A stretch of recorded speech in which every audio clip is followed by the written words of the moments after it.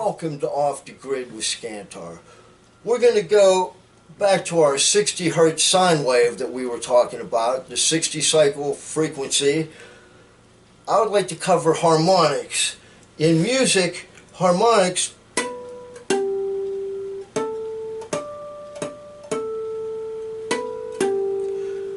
we think of tapping the string at certain intervals. In our electrical system, the pertinent information is related to our 60 cycle sine wave. What you have multiples of that. So 60 hertz, if we go to 180 hertz, is our third harmonic, and 300 hertz is the fifth, and the 420 hertz is the seventh, and so on. What can happen, if you can look at my sine wave here, there's our pure sine wave. And everything's cool when there's a pure sine wave, but it's not always a pure sine wave. Sometimes when these harmonics get in, they can create a problem. Now, in like this harmonic here going up, it's at least in phase with your ups and downs, and these other ones here, now you're way out, and they can wreak havoc in the form of maybe causing heat. So I'm just saying that all electrical systems is not like cut and dry. Until you like plug something in and give it a try, you really don't know. And especially when you're doing the off-the-grid stuff like the inverters and the generators, don't take anything for granted. If you haven't tested it and you don't know that it's going to work, I wouldn't be so sure, because these things come into play. Certain things you'll let the smoke out of, like a dimmer, if you try to run it. First thing I do, I plug my N-Cube in. It's like, yep, sure enough. And you know what? Electronics works by smoke. If you let the smoke out, it doesn't work anymore. We're going to have our little art segment on the show. I did this painting in about 20 seconds on the last episode, and after what I call develops, it dries, and you see how thick it is and things. I decided to look like a red lion, so I'm going to call it Red Lion. And we'll date it 5417. And I'll sign that. And then I always sign the front because, hey, I did it, right?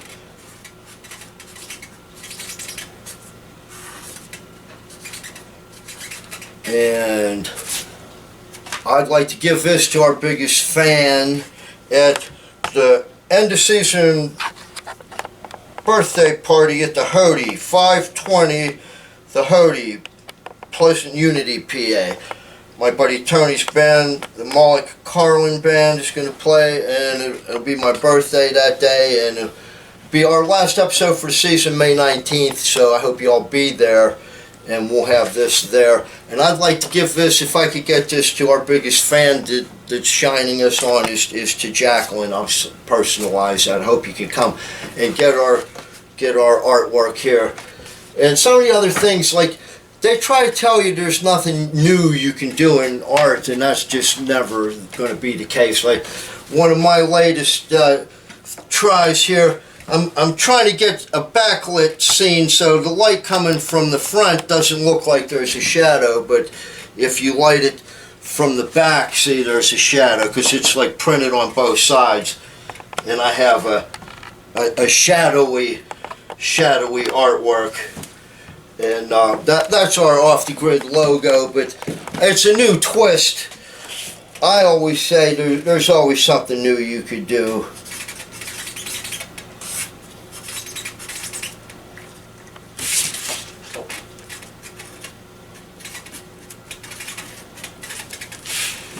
And we have here a unique thing. I've been saving this. I've been holding on to this for weeks and weeks and weeks. My buddy ran into what he considers is a counterfeit dollar bill. And sure enough, oh my, and it looks ever so real. Okay, this is an art too. It looks ever so real. It's a little thick, and I weighed it. And U.S. currency is supposed to weigh 1 gram. When I worked in the arcade, I mean, it's 1.0 gram, and this weighs 1.5. So its standards are a bit off. Its length is a bit off, and other such problems. So it's believed to be counterfeit.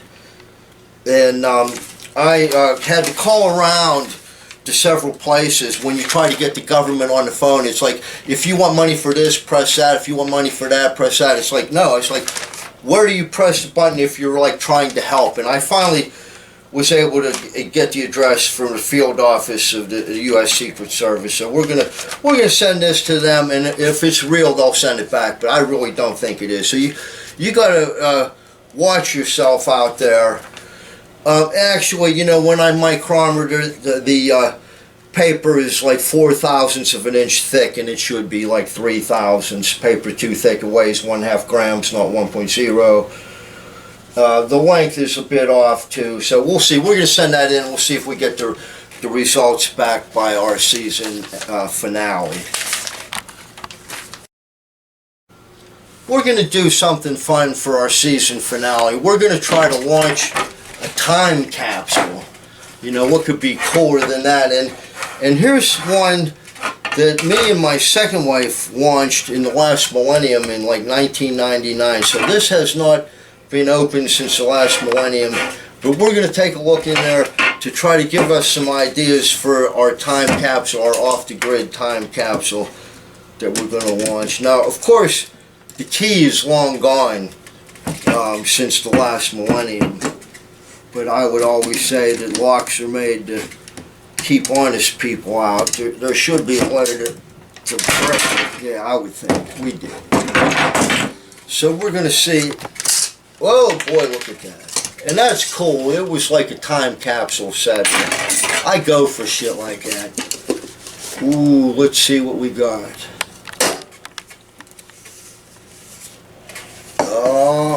Here's some of the dough. Okay, so it was all like stamps. Okay, check it out. There's stamps and coins. I guess some of them are rattling in there. And there's the U.S. currency. Let's see what year that. Well, of course, it's going to be like in 1999. And, well, this is 1995. And sure as shit, this is a hell of a lot lighter than our fake bill. No shit. Where is it? I was just playing with that. And you know what? I'm going to send this to our friends at the Secret Service, because the more things change, the more they stay the same. This is forgery. This isn't really counterfeiting. That these guys are making these coins look like old coins, but it's a great art. I mean, hopefully they'll get a kick out of it. It's just for their entertainment. And yeah, I mean, I'm feeling this bill from the last millennium, and hell, this thing here, well, I mean, you can just tell. Now let's compare them. Yeah, this thing's a tad longer, and other than that, man, it feels pretty damn close. You would take this. You would take this. Okay, back to our time capsule. We have. Oh, we did our family trees. Okay, so there's a family tree thing, and we went as far back as we could, and we charted that all out. That is really cool. And wow, there's pictures. There's me and my second wife. Oh, she was lovely there.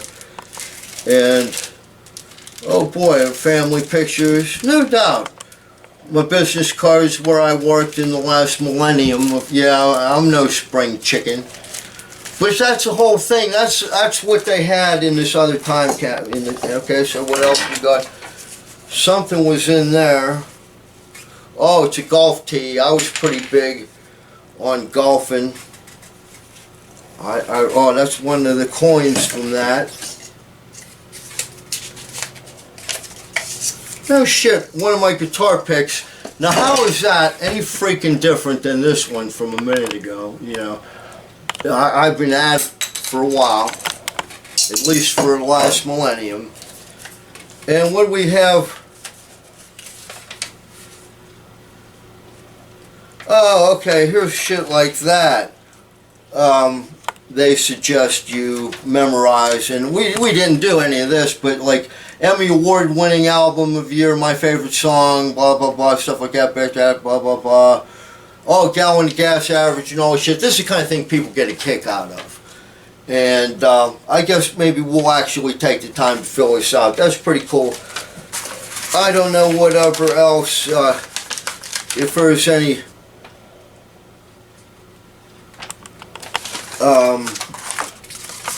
we could do better than that, right? We'll think of some cool things to put in there. We'll take any suggestions you have. We're going to try to keep it around the size of a paint can or a little bit bigger and something like that, whatever we got to do.